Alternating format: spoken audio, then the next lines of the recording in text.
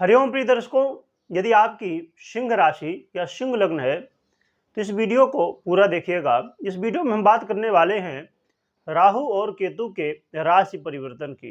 राहु और केतु अभी तक आपके जीवन में बहुत सारी समस्याएं उत्पन्न कर रहे थे। राहु आपके भाग्य भाव में बैठ के और आपके जीवन में जैसे कि भाग्य का सूखा पड़ गया हो, अर्थात हर एक काम में अड़चने, हर एक काम में बाधाएं, आप जो भी काम करना चाहते थे वो काम में रुकावट आती थी। और केतु महाराज भी आपके जीवन में बहुत सारी रुकावटें देते रहे, परंतु अब राहु और केतु का 30 अक्टूबर 2023 को राशि परिवर्तन होने जा रहा है। तो राहु अभी तक मेष राशि में गोचर कर रहे थे, अब मीन राशि में गोचर करेंगे। और केतु तुला राशि में गोचर कर रहे थे, तो अब कन्या राशि में गोचर करेंगे। तो ये परिवर्तन आपको अब क्या लाभ देगा, आपके लाइफ में बहुत बड़े बदलाव कैसे आएंगे और समस्याएं आपसे कैसे दूर भागेंगी, आपने थंबनेल में ये पढ़ा होगा। तो आइए जानते हैं। तो राहु महाराज बैठे हुए हैं षष्ठम भाव में, अष्टम भाव में हैं। तो अष्टम भाव में राहु बैठ के और आपके जीवन में रोगों की वृद्धि करेंगे, जो कि अष्टम भाव थोड़ा ये शुभ भी होता है पापी ग्रहों के लिए।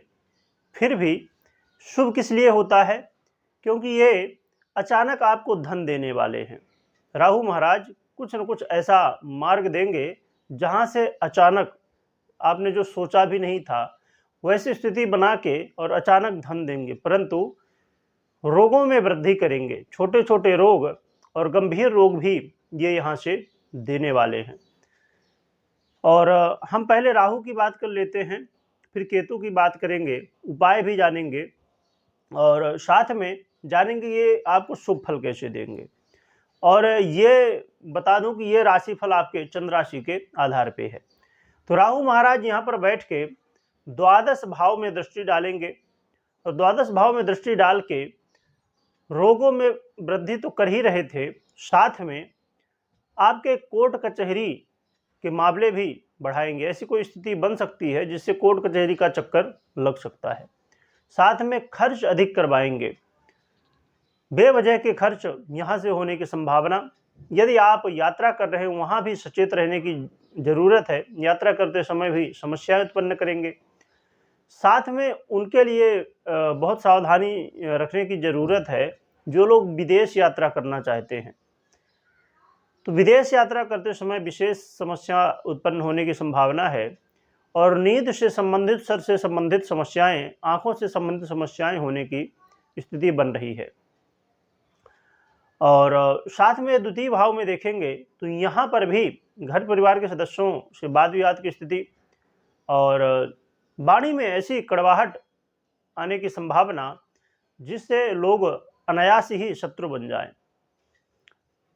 और साथ में ये आपके चतुर्थ भाव सुख भाव में दृष्टि डालेंगे और सुखों में कमी करेंगे।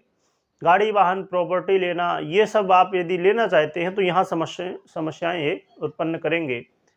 और साथ में राहु महाराज आपके गुप्त शत्रु भी उत्पन्न करेंगे, जो मित्र हैं उनसे भी विरोध होने की संभावना है, परंतु ये कर नहीं पाएंगे। ये सब बातें मैंने जो बताया ये पूर्ण रूप से नहीं कर पाएंगे। क्यों?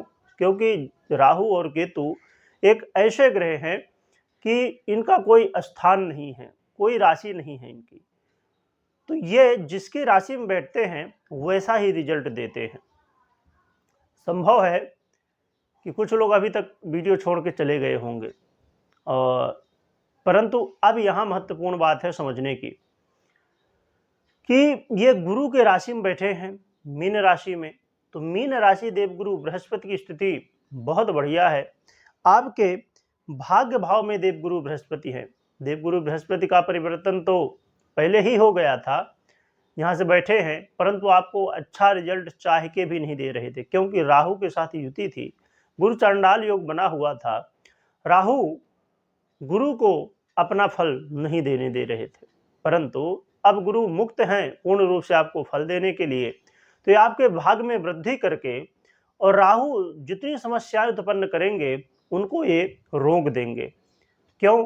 क्योंकि देवगुरु बृहस्पति की राशि में बैठ के ये गुरु की तरह, देवगुरु बृहस्पति की तरह रिजल्ट देने के लिए बाध्य हो जाएंगे राहु। तो ये चाहते हुए भी ये जो समस्याएं हैं वो पूर्ण रूप से नहीं दे पाएंगे, परंतु देंगे तो है ही, उनका जो मूल स्वभाव है तो वो देंगे, परंतु आपको गुरु को मजबूत करना होगा। तो उसका हम उपाय भी जानेंगे। देवगुरु बृहस्पति यहाँ पर बैठ के भाग्य में वृद्धि करवाएंगे, तो जो कामों में पहले अड़चने आएंगी, लगेगा कि हाँ अब समस्याएं आ रही हैं काम में, परंतु देवगुरु बृहस्पति कोई न कोई रास्ता दे के और वो काम को पूरा करवा देंगे। साथ में देवगुरु बृहस्पति यहाँ पर बैठ के तृतीय भाव में दृष्टि डाल के और आपके पराक्रम में वृद्धि कर देंगे। पराक्रम में वृद्धि करके भाई बंधुओं का सहयोग मिलेगा। एक तरफ राहु जहाँ भाई परिवार से वाद विवाद करा रहे थे, यहाँ पर गुरु आपके भाई बंधुओं से प्रेम करवाएंगे, सहयोग दिलवाएंगे और आपको आगे बढ़ा देंगे। पराक्रम में वृद्धि कर देंगे तो आप बहुत अच्छे से मेहनत करेंगे और सही दिशा में मेहनत करेंगे। मेहनत तो सब करते हैं, पर सही दिशा में मेहनत करना जरूरी है।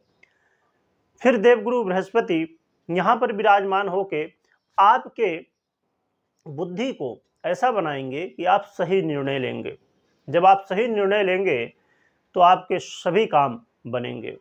आपके यश प्रतिष्ठा में वृद्धि भी ये करवाएंगे। साथ में देखा जाए तो देवगुरु बृहस्पति आपके पंचम भाव में दृष्टि डाल के आपके ज्ञान में वृद्धि कराएंगे और संतान पक्ष से भी सहयोग मिलेगा और लव पार्टनर के लिए भी ये समय बहुत अच्छा हो जाएगा। परंतु अब हम जान लेते हैं केतु के विषय में।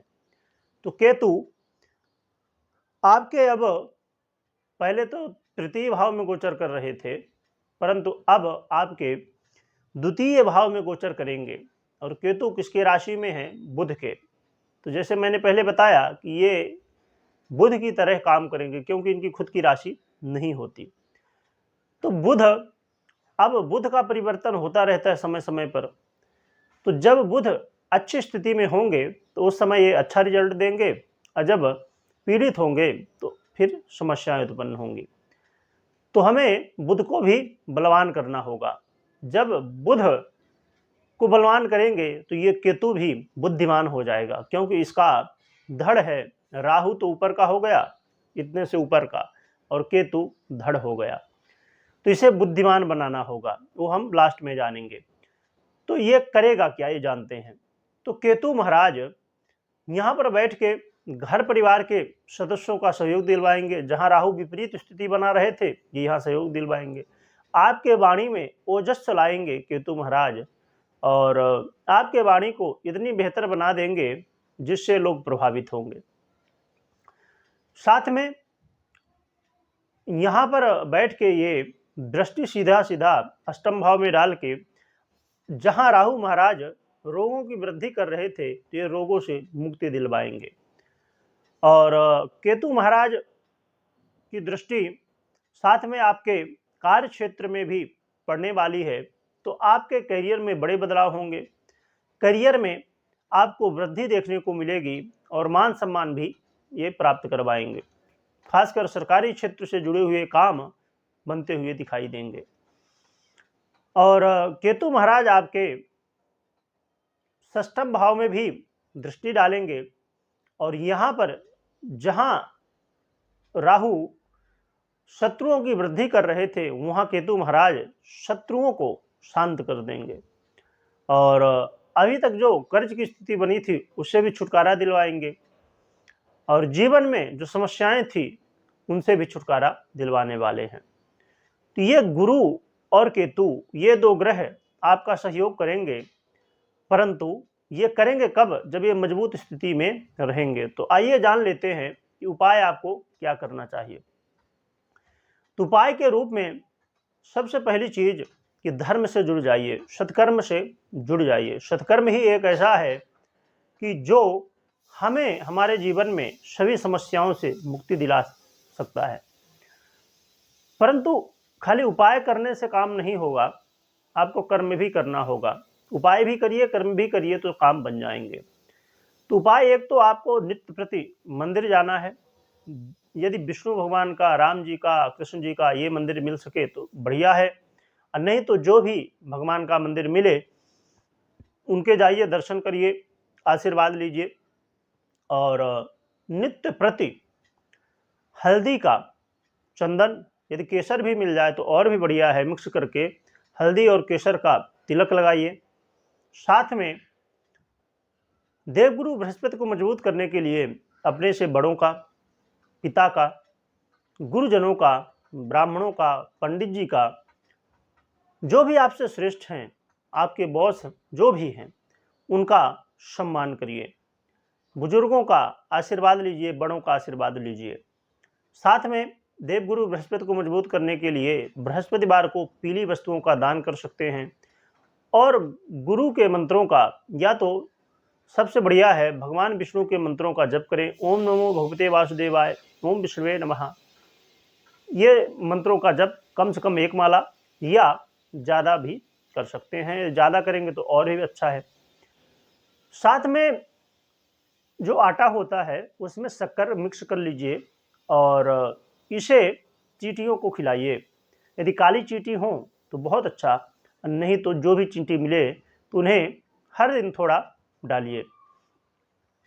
और बुध को मजबूत करने के लिए आपको हरी वस्तुओं का दान करना चाहिए, गाय को चारा खिलाना चाहिए और भगवान गणपति की आराधना करें, उसमें गणेश जी को दुर्वा जरूर चढ़ाएं।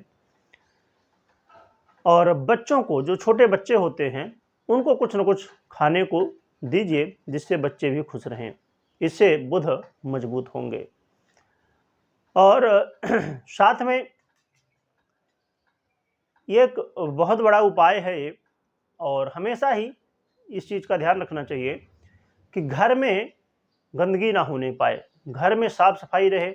और घर में खराब चीज़ें, बिगड़ी हुई चीज़ें जैसे टीवी, मोबाइल जो भी हो, सभी चीज़ों को तुरंत ठीक करवा लीजिए, या तो ऐसी स्थिति में नहीं है कि ठीक कर सकें, उनको हटा दीजिए। और घर में हमेशा सुख शांति बनी रहे, स्वच्छता बनी रहे और ख़राब चीज़ें ना रहें, टूटी फूटी हुई चीज़ें घर में ना रहें। इससे राहु का प्रभाव बहुत ज़्यादा बढ़ता है। नित्य प्रति अपने दिनचर्या को अच्छी कीजिए, जितना जल्दी हो सके तो उठिए और जितना जल्दी हो सके तो सोइए, क्योंकि हमारी दिनचर्या सही ना होने की वजह से भी हमारे जीवन में बहुत सारी समस्याएं आती हैं। तो प्रिय दर्शकों, ये थे कुछ उपाय, इन्हें करिए। और यदि आप मुझसे बात करना चाहते हैं, जन्म कुंडली का विश्लेषण करवाना चाहते हैं, क्योंकि अब बुध का जैसे परिवर्तन होता रहता है तो कब अच्छा कब बुरा प्रभाव देगा, और ये सब चीज़ें जानना चाहते हैं, तो आप दिए हुए नंबर पे व्हाट्सएप कर सकते हैं और जानकारी प्राप्त कर सकते हैं, मुझसे बात कर सकते हैं। और साथ में आप मेंबरशिप भी ले सकते हैं, जिसमें हम हर महीने व्हाट्सएप के थ्रू आपको जो ग्रहों का परिवर्तन होता है उसका क्या प्रभाव पर्सनली आपकी जन्म कुंडली के अनुसार मिलता है, उसकी भी जानकारी आपको हर महीना देते हैं। उसका कुछ चार्ज होता है, कैसे आप मेंबरशिप ले सकते हैं, जान सकते हैं। तो ये सब उपाय हैं, इन्हें करें। और वार्षिक राशिफल की भी वीडियो पहले आ गई है, और आने वाले समय में बहुत ऐसी वीडियो आने वाले हैं जिनका बहुत बड़ा प्रभाव आपके जीवन में पड़ेगा।